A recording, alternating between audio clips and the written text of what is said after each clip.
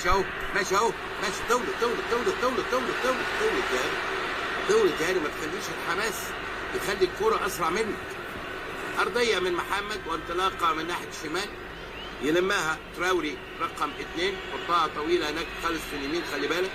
يلم كورته بزقه كده، ومره ثانيه لمه خطيره خطيره خطيره، عاليه عاليه عاليه، وضربه مرمى. لكن الولد ده خطير، وتارا ده رقم 7 بينطلق كويس قوي، عنده 21 سنه، قلت لحضراتكم صغير في السن، النشيط ده اللي في رجله الكوره ده، وتارا ده لمه حلوه قوي قوي، ودخل لجوه ولم مره ثانيه وعلى يمينه، ولكن جرفه من الخارج. دي بقى امكانيات وقدرات. هو اخذ عبد المنعم حلوه قوي بصراحه يعني، لكن حطها بغرابه شديده جدا. الحمد لله. خلي بالك خلي بالك، ضربه مرمى.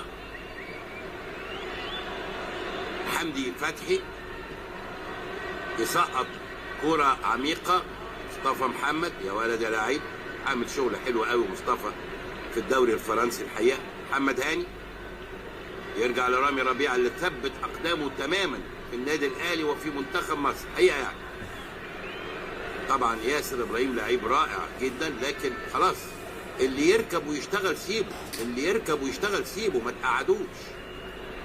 رامي ربيعة لزيزو ينكشها كده نكشه ناحيه اليمين، توصل لمحمد هاني. هاني يرجع لرامي مره ثانيه، مروان عطيه استلم مروان، ماشي بالعرض، يرجع لورا. حمدي فتحي، رامي هيفتح هناك، برافو يا رامي، برافو يا رامي، سيطره وهيمنه كامله لمنتخبنا. محمد عبد المنعم هناك خالص في الشمال للوينج رايت امام عاشور، انطلاقه بلمه يا ولد يا لعيب.